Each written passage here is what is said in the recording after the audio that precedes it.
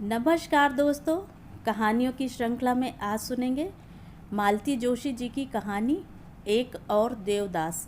लेकिन उससे पहले मेरा आपसे विनम्र अनुरोध है कि अगर मेरे द्वारा सुनाई हुई कहानियाँ आपको अच्छी लगती हैं तो मेरे चैनल को सब्सक्राइब ज़रूर करें, लाइक करें और अपने दोस्तों और परिचितों में शेयर भी करें। बेल आइकन दबाना बिल्कुल भी ना भूलें। आज सुनिए एक और देवदास। सारी शाम जैसे रणचंडी मुझ पर सवार रही। पहले तो माली बाबा को बगीचे की दुर्दशा के लिए लताड़ा। वह बेचारा लाख गिड़गिड़ाता रहा कि सावन भादों की ऋतु में बाग में घास फूस तो होती ही रहती है, पर मुझे कुछ भी सुनने का होश न था। फिर शामत आई सुलेमानी की। वह शायद पगार की आशा में चढ़ाव के पास बैठी थी। उसकी बोझिल देह को अनदेखा करके मैंने कंपाउंड की गंदगी के लिए उसे जोरदार डांट पिलाई। फिर उसकी याचना भरी निगाहों की परवाह किए बिना ही जोरदार शब्दों में ऐलान कर दिया कि जब तक हॉस्टल का अहाता ठीक से साफ नहीं हो जाता पगार नहीं मिलेगी। सीढ़ियाँ चढ़ते हुए याद आया कि मैंने खुद ही सुलेमानी से कह रखा था कि जचगी होने तक वह बच्ची को भेज दिया करे। नया आदमी रखने से उसके पैसे कटने का खतरा जो था। लेकिन यह बात याद आने से गुस्सा कम नहीं हुआ, बल्कि वह हर सीढ़ी चढ़ने के साथ बढ़ता ही गया। 9 नंबर के कमरे में लक्ष्मी हॉट वाटर बैग लेकर पड़ी थी। मुझे मालूम था पीरियड्स में वह लगभग बीमार पड़ जाती है। मैंने उसे लेटे लेटे ही कुछ पढ़ने का कड़े स्वर में आदेश दिया। अध्ययन कक्ष से गुजरते हुए कुछ लड़कियों को शरारत करने के लिए सज़ा दी। इला को डांटा कि सर्दी जुकाम के बावजूद उसने स्वेटर क्यों नहीं पहना है। अपने कमरे में जाते हुए देखा गैलरी का बल्ब फ्यूज़ है। बस उल्टे पैरों लौटकर रजनी की खबर ले डाली। मैडम शाम से बिस्तर पर लेटी कोई सस्ता रोमांटिक उपन्यास पढ़ रही थी। कुछ देर तो सुनती रही, फिर भरभरा कर रो पड़ी। पर हमेशा की तरह मैंने उसको सांत्वना नहीं दी, बल्कि पैर पटकते हुए अपने कमरे में लौट आई। सिर बुरी तरह भन्ना रहा था। दिमाग की नसें इतनी तन गई थीं कि लगता था फट पड़ेंगी। लगा कि 1-2 नमूनों से और सामना हो गया तो आज सचमुच मुझे कुछ हो जाएगा। लेकिन सामना हुआ रामरती से। वह कमर पर हाथ रखे दरवाजे के बाहर मेरी प्रतीक्षा कर रही थी। मेरे कुर्सी पर आकर बैठते ही उसका फरमान छूटा, अपन को जी अच्छा ना हुई तो लेट ना रहिए घड़ी भर। बिना बात के रिसियाए रही हैं तब से, जैसे कोई फूले हुए गुब्बारे में सुई चुभो दे। रामरती की बात ने ठीक वही असर किया और मैंने निढाल होकर मेज पर सिर रख दिया। यहाँ सब पर शासन करने वाली मैं, पर यह 2 कौड़ी की नौकरानी मेरी बॉस बनी हुई थी। उसकी कड़ी और खरी बातों का मेरे पास कोई प्रतिवाद नहीं होता था, क्योंकि खुरदुरे व्यक्तित्व के भीतर प्रवाहित होने वाली स्नेह की अंतः सलिला को मैं जानती थी। अब भी क्या उसने मुझे चैन से बैठने दिया। 1 कप कॉफ़ी के साथ 1 टिकिया खिलाकर ही दम लिया। फिर बोली, मचिया में पौढ़िए तो हम मूड दाब दें ठीक से। उसके अत्याचारों से बचने का कोई उपाय न था। मैं चुपचाप बिस्तर पर आकर लेट रही। रामरती कटोरी में आंवले का तेल लेकर सिरहाने ज़मीन पर बैठ गई। उससे लाख बार कहा कि इस युग में इतना ज़्यादा तेल कोई नहीं लगाता, लेकिन ना तो उसे जमाने की परवाह थी, न मुझ में उससे बहस करने की शक्ति थी। और ईमानदारी की बात तो यह थी कि उसकी मालिश से सचमुच दिमाग को बड़ी ठंडक मिलती थी। बस तापदायक होती थी तो उसकी ज़बान, जो अव्याहत रूप से चलती रहती। वह निरंतर हॉस्टल की लड़कियों को, यहाँ के शोर शराबों को, यहाँ के ढेर सारे काम को और मेरी लापरवाही को कोसती रहती। धीरे धीरे उसकी उंगलियों का जादू मुझ पर छाने लगा और उसका कर्कश स्वर दूर दूर होता चला गया। कब आंख लग गई पता ही न चला। नींद जब खुली तो रात के 9 बज रहे थे। मुझे चादर उड़ाकर रामरती इधर उधर हो गई थी। फिर भी मैंने उठने का खतरा मोल नहीं लिया, चुपचाप लेटी रही। शाम की सारी घटनाएं याद आने लगीं। उन लोगों के करुण चेहरे आंखों के आगे घूम गए जिन्हें मैंने बिना बात डांट दिया था। अपने ऊपर बड़ी ग्लानि हो आई। पता नहीं सबने मेरे बारे में क्या सोचा होगा। क्या रामरती की तरह वे भी समझ गए होंगे कि मेरा जी अच्छा नहीं है? क्या हो गया था मेरे जी को? दोपहर तक तो अच्छी भली थी। सुबह लड़कियों को गुड्डी दिखाने ले गई थी। दोपहर को रजनी के साथ ब्लू बेल्स में खाना खा लिया था।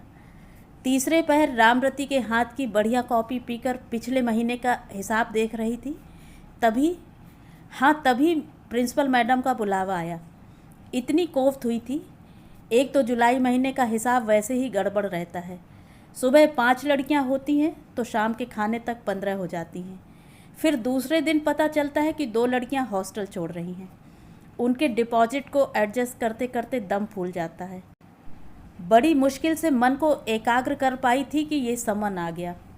मना करने का कोई सवाल ही नहीं था। रजिस्टर बंद कर चप्पल चटकाती हुई बंगले की ओर चल पड़ी। मैडम अकेली नहीं थी। मुझे द्वार पर ही झिझकते देखकर बोली, कम ऑन गीता, आओ तुम्हारा परिचय करा दूं। मिस्टर वाजपेयी, ये हमारी मैट्रन हैं, मिस गीता देसाई। और गीता, आप हैं मिस्टर वाजपेयी, डीएफओ। नमस्ते के लिए उठे हुए 2 जोड़ी हाथ और 2 जोड़ी आंखें जड़ होकर रह गईं।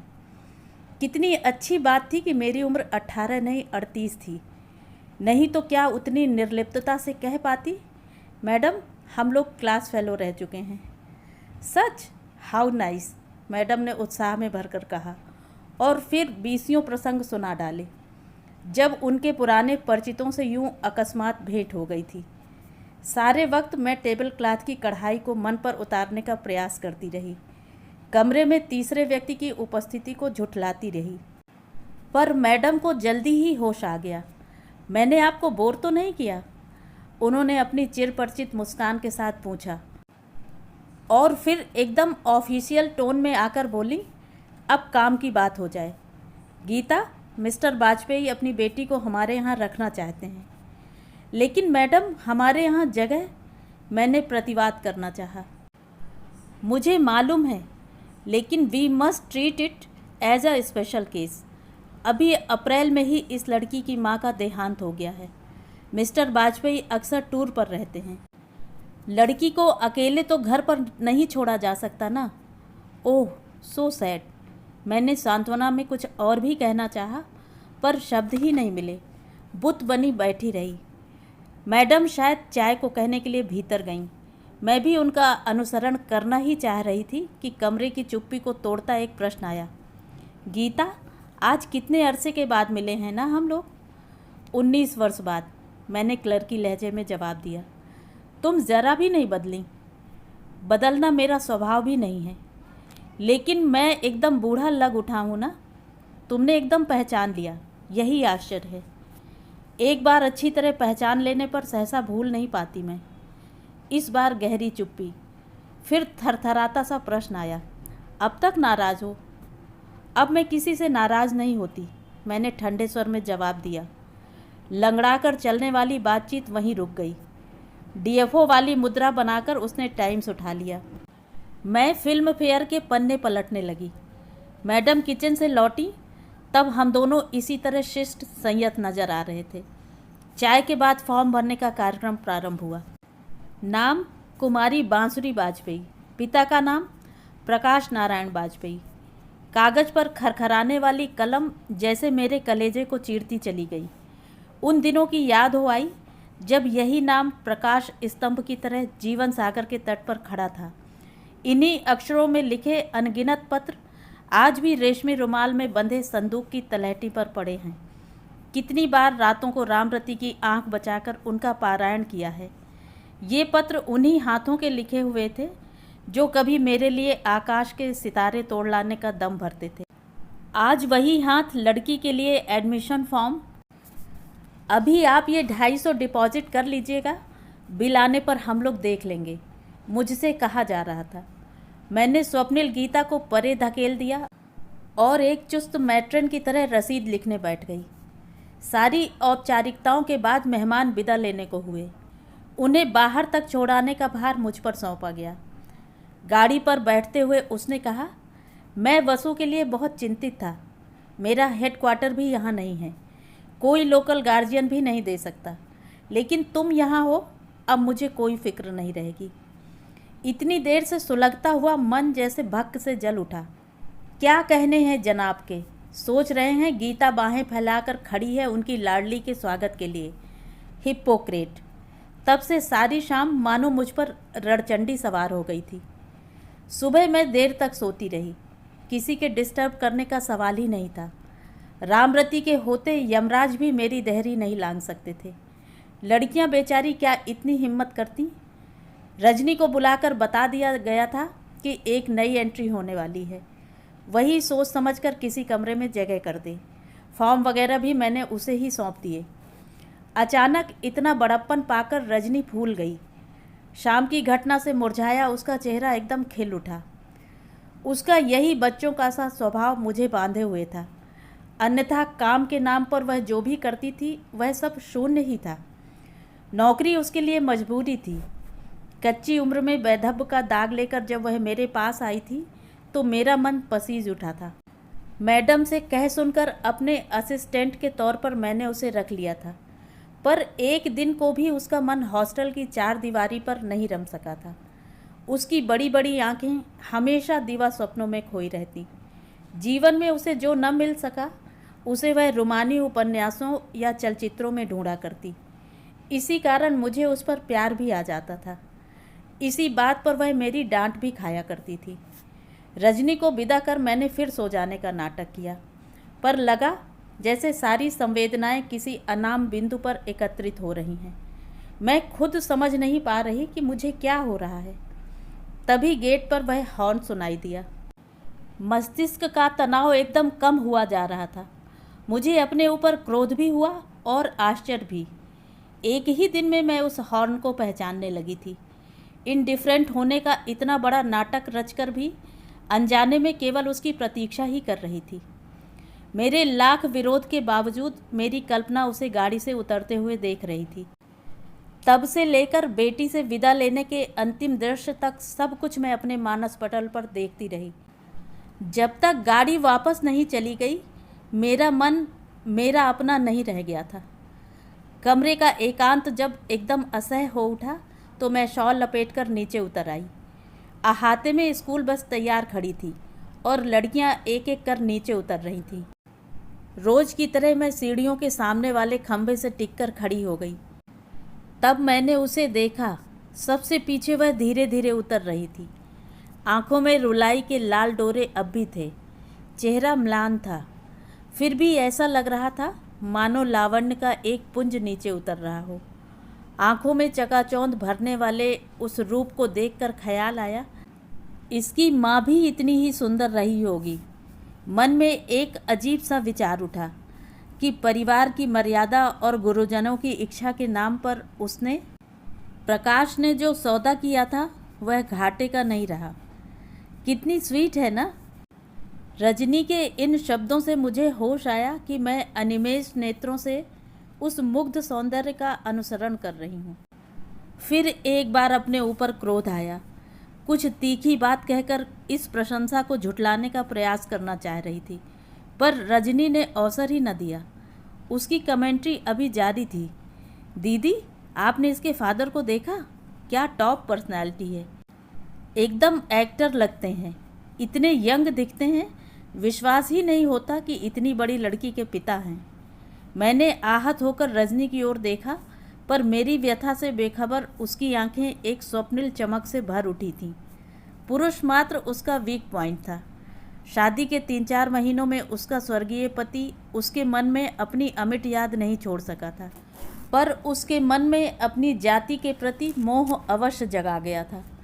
रूढ़िवादी परिवार से विद्रोह करने का साहस जुटा पाती तो रजनी कब की दूसरी गृहस्थी बसा चुकी होती। उसकी यह कमजोरी मेरे लिए कभी कभी चिंता का विषय बन जाती, पर इस बार मैंने उसका बैसाखी की तरह उपयोग किया। मैट्रन होने के नाते पालकों से अक्सर सामना हो ही जाता था, पर जब भी बन पड़ा मैंने रजनी को प्रकाश से निपटने भेज दिया। फिर देर रात तक उसके मुंह से मिस्टर वाजपेयी की गुणगाथा सुनते रहने का दंड भी मुझे भुगतना पड़ता, पर उसके सामने अपना संतुलन बनाए रखने की अपेक्षा यह अधिक सरल लगता था। वह अक्सर आता। कुछ तो हम लोगों के व्यवहार में सौजन्य और सहानुभूति का पुट था, कुछ उसे अपने पद का अभिमान था, शायद मुझसे परिचित होने का एहसास भी था। इसीलिए वह अक्सर हॉस्टल के नियमों को ताक पर रखकर ही आता। जब जी होता बेटी को 2-4 दिन के लिए लिवा जाता। रजनी से यह आशा करना व्यर्थ था कि वह उन्हें इस व्यवहार का अनौचित समझा सकेगी। यह कठोर कर्तव्य आखिर एक दिन मुझे ही करना पड़ा। एक शाम करीब 7 बजे ही वह आ धमका। रजनी की उत्सुक आंखों को अनदेखा करके मैंने ही उसे रिसीव किया। देखिए मिस्टर वाजपेयी, मैंने छूटते ही कहा, हमारे यहाँ मिलने वालों के लिए एक खास दिन खास समय नियत है। घर जाने के भी कुछ नियम हैं। इनमें अगर हम बार बार ढील देने लगेंगे तो हमारे अनुशासन में बड़ी गड़बड़ी आ जाएगी। देखो गीता, उसने औपचारिकता की परवाह किए बिना कहा, तुम्हें मालूम है मैं टूरिंग ड्यूटी वाला आदमी हूँ।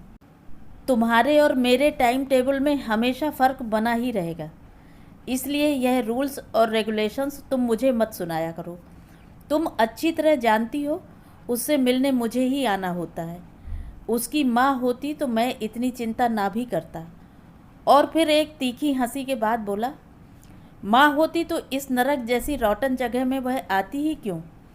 इतनी खीज हो आई, पता नहीं उसके गहरे आत्मविश्वास पर या उसकी पत्नी के उल्लेख पर या छात्रावास की आलोचना पर मेरा मन आपे में नहीं रहा।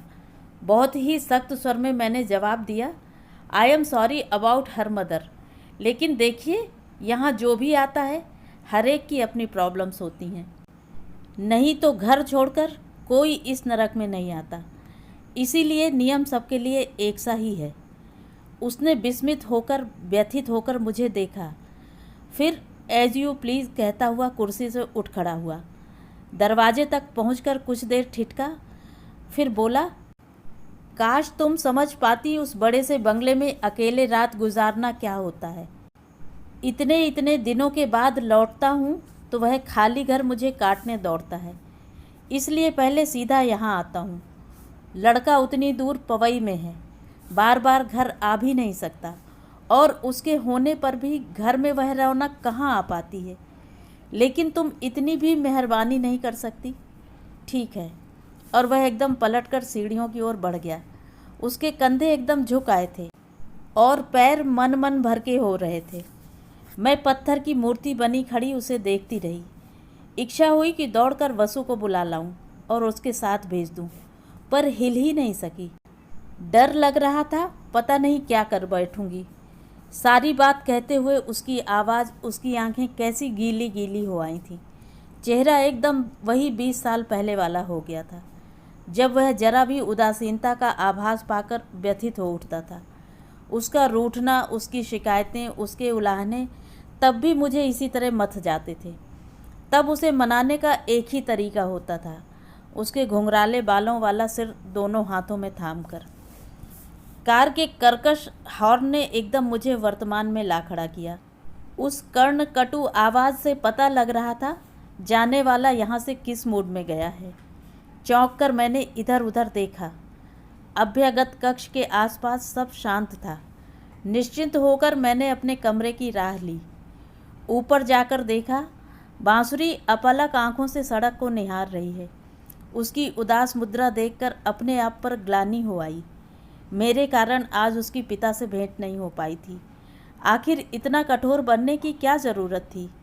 मन हुआ उसे सांत्वना दूं, पर डर हुआ पता नहीं क्या कह बैठूंगी।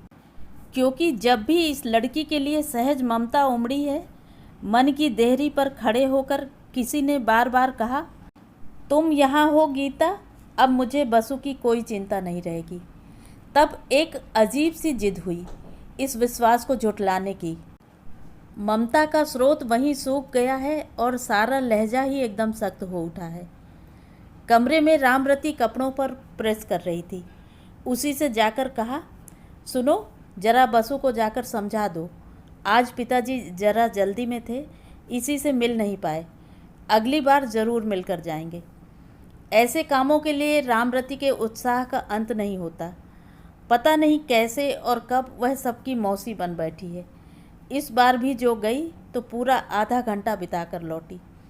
तब तक मैं 3 साड़ियाँ प्रेस कर चुकी थी। तुम भी अजीब हो, जहाँ जाती हो चिपक कर रह जाती हो। जानती नहीं हो क्या कि यह लड़कियों के पढ़ने का समय है? मैंने चिढ़कर कहा।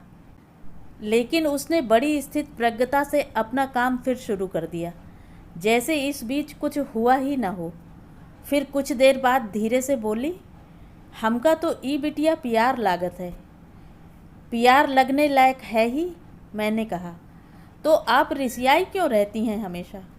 मैंने आश्चर्य से पूछा। और लड़कन ते तो आप लड़िया के बतरात रहीं, पर ई बंसरी संग तो हम आपको कबहू न देखे होई। मैं तो स्तब्ध रह गई। क्या रामरती की तीखी नज़रों में से मैं अपने आप को बचा नहीं सकी हूँ? यह महामाया पता नहीं कितना और क्या क्या जान गई है। लेकिन थोड़ा दिमाग पर जोर देने से समझ में आ गया कि अचरज की कोई बात नहीं थी। रामरती की तो खैर बात ही अलग थी। मेरा यह अजीब सा आचरण छात्रावास की लड़कियों से भी छिपा हुआ नहीं था। पता नहीं कैसे उन नन्हे नन्हे मस्तिष्कों में यह बात बैठ गई थी कि बसु को दीदी की नज़रों से बचाना ही है। वे एक चक्रव्यूह सा बनाकर उसकी रक्षा करती। कोई उसकी यूनिफॉर्म प्रेस कर देती, कोई उसके बिस्तर की सलवटें ठीक करती, कोई उसके होमवर्क में मदद देती, तो कोई उसे सुबह सवेरे जगाने के लिए पहुंच जाती। उसकी किसी भी गलती को अपने ऊपर लेने के लिए उसकी सहेलियों में होड़ सी लगी रहती। जितनी ही दृढ़ उनकी व्यूह रचना होती, अपने अधिकार के बल पर मैं उतनी ही निर्ममता से छिन्न भिन्न कर देती। मेरी अनुशासन प्रियता उस समय सीमा लांघ जाती और उन लोगों के असहाय चेहरे देखने में मुझे एक आसुरी आनंद आता। रात के एकांत में जब दिन भर की घटनाओं को याद करती तो मन एक रिक्त अवसाद से भर उठता था। तब दिन भर का कहा सुना किसी जादू से पोंछ डालने की इच्छा होती। पर पछतावे की यह बदली सुबह पहली किरण के साथ ही पता नहीं कहाँ बिला जाती थी। मन जैसे कमर कसकर फिर मैदान में आ डटता। जिसे एकदम नेग्लेक्ट करने का सोच बैठी थी, वही आठों पहर चिंतन का विषय बन गई थी। एक पल को भी मुझे उसकी उपस्थिति नहीं भूलती थी। शायद यही मेरी खींच का कारण था। उस निरीह जीव के बहाने जैसे मैं अपने आप से ही लड़ती रही थी। रामरती की सीधी सपाट बात ने मुझे अपनी ही आंखों में गिरा दिया। अपने कल्चर्ड व्यक्तित्व के भीतर मैंने झांक कर देखा। वहाँ एक ईर्ष्यालु विचारहीन औरत बैठी हुई थी। सारा का सारा अवचेतन एक अनदेखी अनजान नारी के प्रति ईर्ष्या से लबालब भरा हुआ था। यह बहुत गर्व करने लायक बात न थी। उसके बाद पता नहीं कितने दिनों तक मैं अपने आप में खोई रही। वे दिन हॉस्टल के लिए राम राज्य रहे होंगे। दिन भर गुमसुम बनी मैं आत्मविश्लेषण करती रही थी। कहीं बहुत गहरे एक अपमानजनक अनुभूति थी कि प्रकाश ने उम्र का एक लंबा पड़ाव पार कर चुकने के बाद भी मुझे प्रतीक्षा में आंखें बिछाए देख लिया है। उसके फिर से एकाकी पड़ जाने में एक क्रूर संतोष का अनुभव होता था। इसी अनुभूति के साथ एक पतली सी आशा की डोर भी लिपट गई थी। इस संपूर्ण एहसास को दिन भर नकारते रहने से ही मन यूँ श्रांत क्लांत हो जाता था। दशहरा दिवाली की छुट्टियों को लेकर हॉस्टल एक सुखद हलचल से भर उठा। तब कहीं जाकर मेरी भाव समाधि टूटी। उन दिनों काम का कोई अंत नहीं था। 2 दिन पहले से लड़कियां घर जाने लगी थीं। सामान मेरा भी बंध रहा था। मेरा सेट प्रोग्राम था। ये छुट्टियां मैं भैया के पास बम्बई में बिताती। गर्मी की छुट्टियों के 2 भाग होते। मई में बड़ी दीदी के पास बेंगलोर में रहती। जून में छोटी दीदी के पास दिल्ली में पड़ाव डलता। इस बार रजनी भी मेरे साथ जा रही थी। बम्बई देखने की बरसों की साध थी उसकी। छुट्टी से 1 दिन पहले शाम को मैडम ने मुझे बुला भेजा। गीता, मिस्टर वाजपेयी का टेलीग्राम आया है। वह दशहरे के बाद ही आ सकेंगे। आई एम अफ्रेड तुम कल नहीं जा सकोगी। अच्छी मुसीबत है। इतने दिनों का जब्त किया हुआ गुस्सा उफनकर बाहर आने लगा। I am so sorry. वैसे उन्होंने अपने एक मित्र का पता भी दिया है, पर अब तक तो उसका कोई लोकल गार्जियन नहीं था। ऐसी हालत में हम लड़की को वहाँ कैसे भेज सकते हैं? मैं चुप रही। कहती भी क्या? तुम रिजर्वेशन की चिंता मत करो, उसका जिम्मा मेरा रहा, मैडम ने सांत्वना दी। सिर्फ रिजर्वेशन की ही तो बात नहीं है मैडम। भैया भाभी कितने निराश होंगे। उत्तेजना के कारण मुझसे बोला नहीं गया। ऐसी बात है तो बांसुरी को मेरे पास छोड़ जाना, मैं तुम्हारी जिम्मेदारी शेयर कर लूँगी। उनके स्वर में ऑब्लिगेटरी टोन था। फिर विषय बदलती सी बोली, यह बताओ गीता, भैया भाभी कभी और भी तुम्हारी राह देखते हैं या सिर्फ इन्हीं छुट्टियों में तुम्हारी याद आती है? जी, मैं आपका मतलब नहीं समझी। मतलब तो बिल्कुल साफ है। ये बंधे बंधाए दिनों में बंधे बंधाए लोगों के यहाँ जाकर टिकना, क्या इसी को ज़िंदगी कहते हैं? कहीं तो कोई ऐसा घर होना चाहिए जहाँ आदमी जब चाहे जितना चाहे जाकर रहे, जहाँ अपने स्वागत के लिए भारी भरकम प्रेजेंट्स की कीमत ना चुकानी पड़े, जहाँ तुम। आप यह सब मुझे क्यों सुना रही हैं? मैंने घबरा कर कहा। मुझे कभी किसी घर की कमी महसूस नहीं हुई, इसलिए कि तुम्हारे पास हॉस्टल के 2 कमरे हैं जो तुम्हारे अपने हैं, लेकिन ये तुम्हारी नौकरी के साथ हैं। जिस दिन नौकरी न रहेगी ये भी न रहेंगे, तब कहाँ जाओगी? कुछ सोचा है? उसके लिए तो अभी अरसा पड़ा है मैडम, अभी से क्यों परेशान हुआ जाए? मैंने पीछा छुड़ाते हुए कहा। पागल हो, जब सोचने की फुर्सत पाओगी तब तक बहुत देर हो चुकी होगी। गीता माय डार्लिंग, समय रहते ही सोचना चाहिए। उन्होंने मेरे कंधे थपथपाकर कहा। मुझे तो रुलाई सी छूटने लगी। मैडम इन दिनों बहुत भावुक हो चली हैं। उनका एक्सटेंशन पीरियड भी समाप्त होने को था। अपने भावी एकांतवास की कल्पना मात्र से वे घबरा उठी थीं। इसी से शायद अपनी प्रिंसिपल की कुर्सी से उतरकर वे मेरे ऊपर इतना स्नेह उड़ेल गईं। मेरे लिए उनका प्यार, उनकी चिंता नई नहीं थी। 15-16 वर्षों के लंबे समय में वे मेरे लिए अफसर नहीं रह गई थीं, बड़ी बहन बन गई थीं। इस बीच उन्होंने 20 बार मुझे समझाया था। कई बार वे मेरे लिए प्रपोजल्स लाई थीं। कई बार उन्होंने मुझे लोगों से इंट्रोड्यूस कराया था। अपना मोटा सा चश्मा लगाकर टाइम्स का मैट्रिमोनियल्स वाला पेज पढ़ना तो उनकी खास हॉबी थी, पर आज की तरह कातर उन्हें पहले कभी नहीं देखा। इसी से शायद आज वे मुझे भीतर तक मत गईं। घर जाने की इच्छा जैसे मर ही गई। कार्यक्रम के हेर फेर की बात सुनकर रजनी पहले तो मुंह लटकाकर बैठ गई, लेकिन ज़्यादा देर तक उदास होकर बैठना उसके स्वभाव में नहीं था। उसने लोकल पेपर उठाकर सिनेमा वाला पेज अच्छी तरह देख डाला, फिर किसी सहेली के यहाँ 2 दिन रहने की परमिशन लेकर चली गई। शाम तक हॉस्टल का अहाता रिक्शों और तांगों का स्टैंड नज़र आता रहा। मोटर के तेज हॉर्न के बीच टाटा और बाय बाय की महीन आवाज़ें भी गूंजती रहीं। मैं सबको विदा करके ऊपर आई। कमरे में देखा 2 बिस्तर लग रहे हैं। यह दूसरा बिस्तर किसके लिए है रामरती?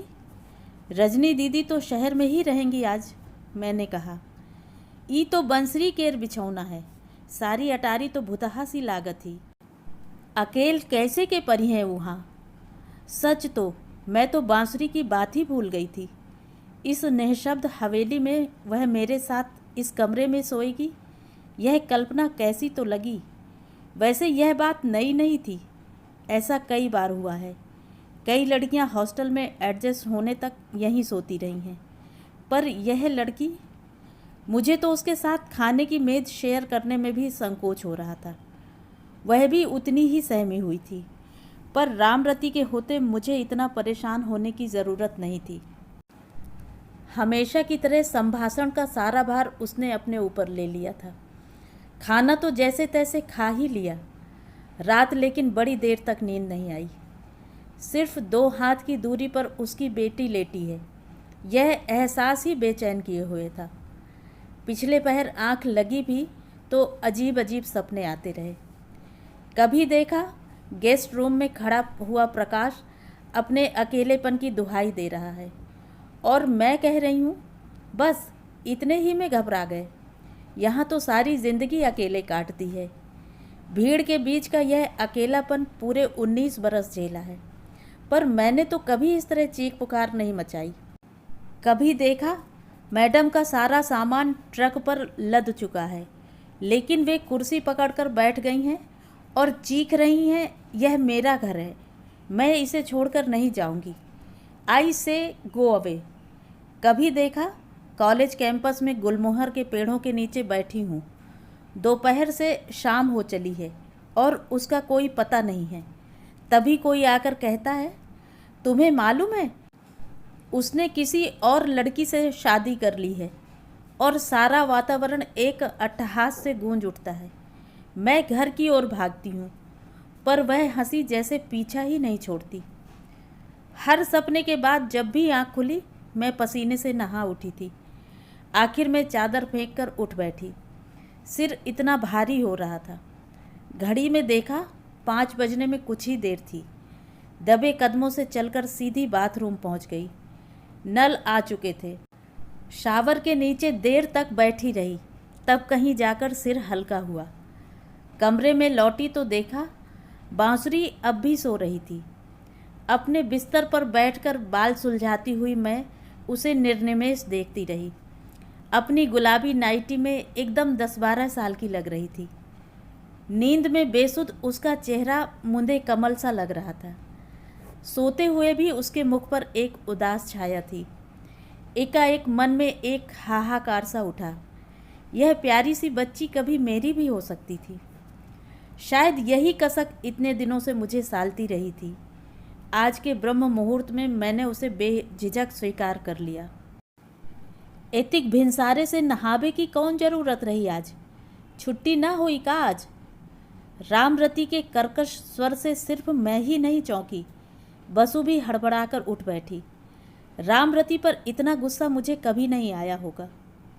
ज़रा धीरे नहीं बोल सकती महारानी तुम? सारा मोहल्ला जगाकर रख देती हो, मैंने चिढ़कर कहा। फिर बसु से बोली, यह हॉस्टल नहीं है, मेरा घर है। यहाँ इतनी जल्दी उठकर करोगी भी क्या? बिस्तर बिछा लो फिर से और सो जाओ। उसने बिस्तर तो बिछा लिया, पर सोई नहीं। सहमी सहमी आंखों से कभी मुझे और कभी रामरती को देखती रही। उधर रामरती का अखंड पाठ शुरू हो गया था और मुझे इच्छा हो आई उन झील सी उदास और गहरी आंखों में अपने लिए प्यार और विश्वास की झलक देखने की। सोचा, पता नहीं ये लड़की मेरे लिए मन में कितनी नफरत, कितना तिरस्कार लिए बैठी है। आज एक बार की सारे अविश्वास, सारी घृणा मिटा देनी होगी। रामरती जब पल भर को सांस लेने के लिए रुकी तो मैंने अवसर का लाभ उठाकर कहा, बसु को तो आज बड़ा मज़ा आ रहा होगा ना? दीदी को भी डांटने वाला कोई है हॉस्टल में? अच्छा सच बताना, इतनी बुरी तरह तो मैं तुम लोगों को भी नहीं डांटती हूँ ना? उसने संदिग्ध होकर मेरी ओर देखा, पर मेरी आंखों से फूटती हंसी की किरणों से वह अनछुई न रह सकी। दूसरे ही क्षण उसका चेहरा एक शर्मीली मुस्कुराहट से भर उठा। इस पहली विजय के बाद उसका संकोच, उसकी झिझक दूर करने में मुझे जरा भी समय नहीं लगा।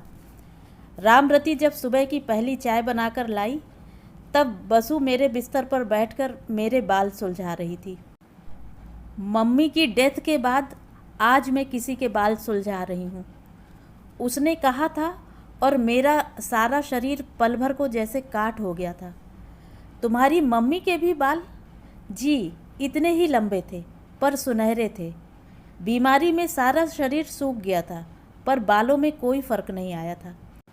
इतने उलझ जाते थे, काटते हुए उन्हें तकलीफ भी होती थी, पर किसी दिन उन्होंने कैंची नहीं लगाने दी। तुम्हारी मम्मी क्या बहुत दिन बीमार रहीं बसु? कहाँ, सिर्फ 2 ही साल तो, जबकि डॉक्टर साहब कह रहे थे कि इस तरह के मरीज बरसों निकाल देते हैं। डॉक्टर साहब कह रहे थे कि बीमारी से इतनी परेशान हो गई थी कि उनमें जीने की इच्छा ही मर गई थी। फिर दवाइयों से क्या होता है?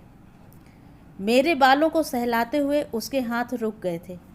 मैंने मुड़कर देखा, उसकी आंखें डबडबा आई थीं।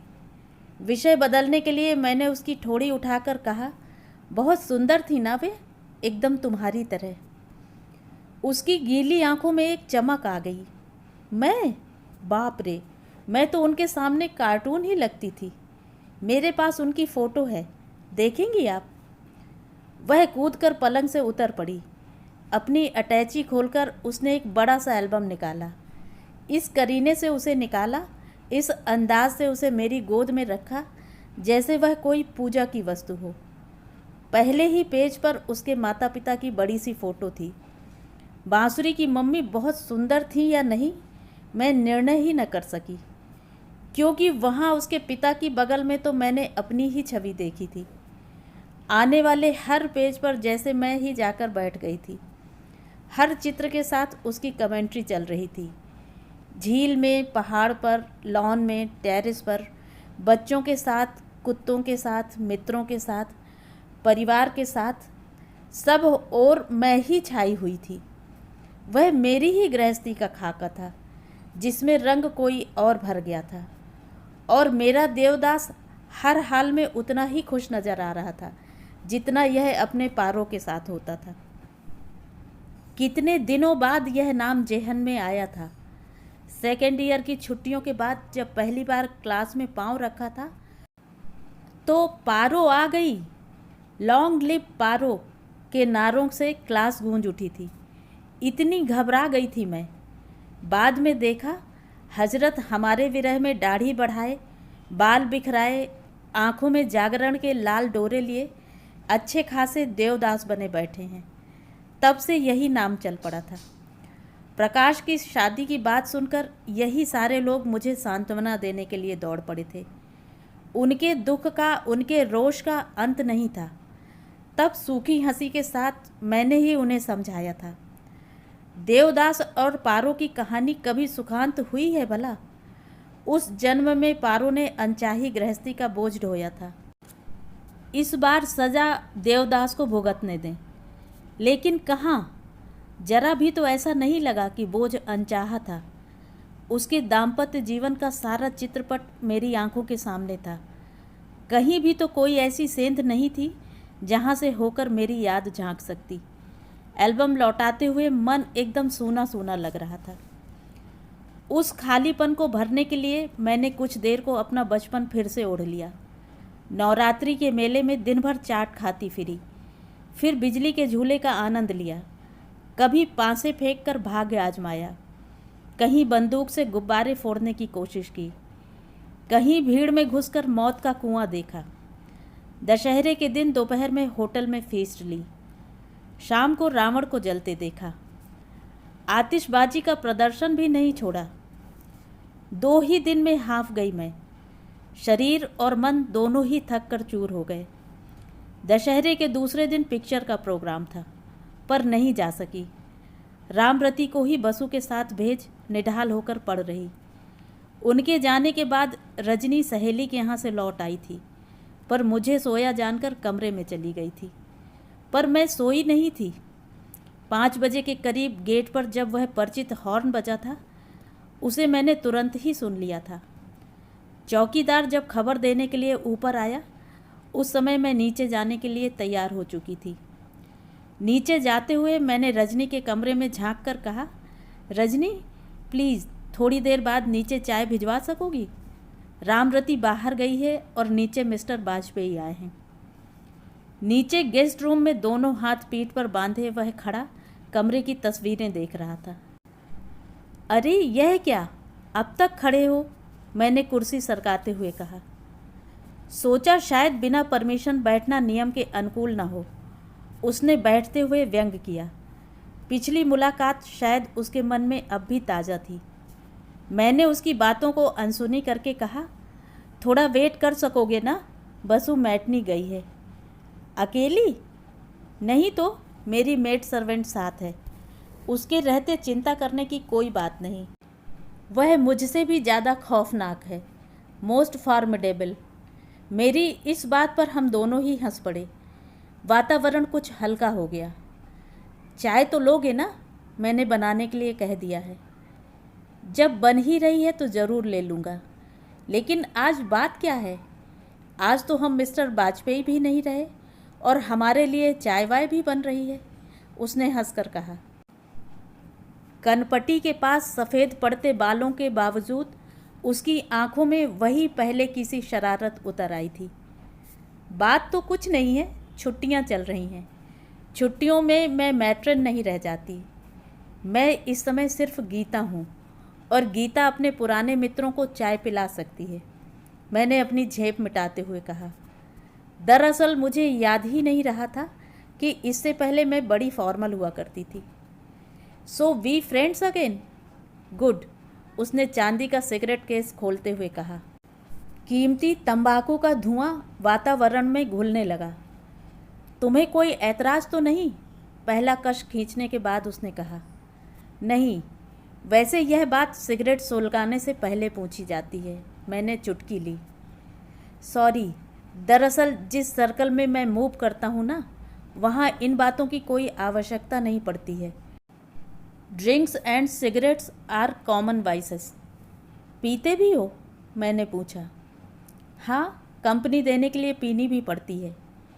प्लीज़ ये मैट्रन वाली शक्ल मत बनाओ।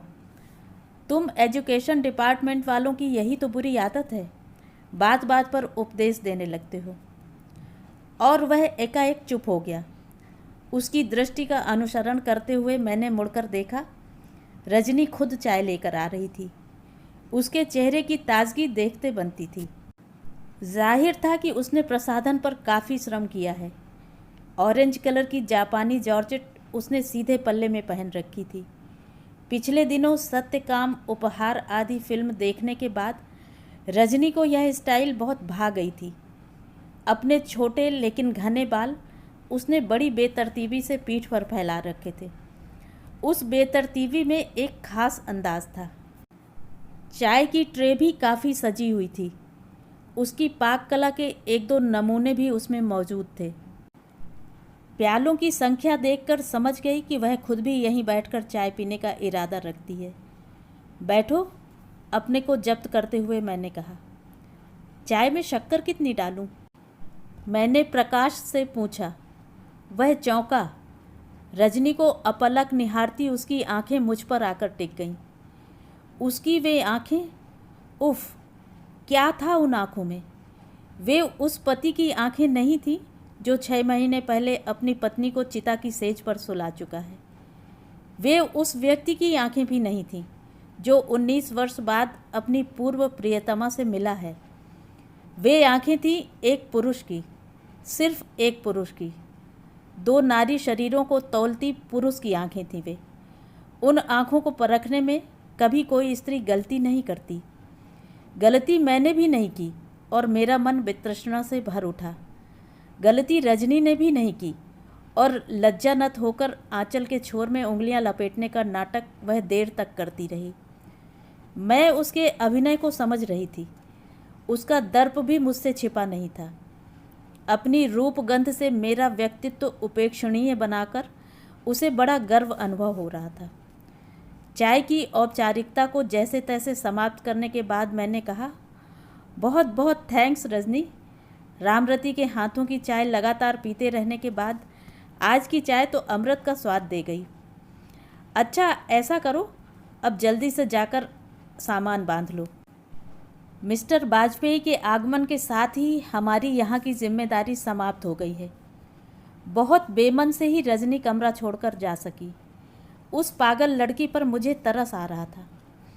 अभी अभी किसी गाफिल क्षण में प्रकाश का जो रूप मैंने पकड़ लिया था वह बहुत ही घिनौना था। उसके बाद उसके सामने बैठना मेरे लिए भी एक यंत्रणा थी। रजनी बहुत ही प्यारी लड़की है। देखो ना, इतनी छोटी सी उम्र में ही उसे कैसा दुख झेलना पड़ा है। You know, she is window. अगर कोई अच्छा सा लड़का नज़र में हो तो बताना, मैंने उसकी थाह सी लेते हुए कहा। श्योर श्योर, उसने सिगरेट सुलगाते हुए कहा।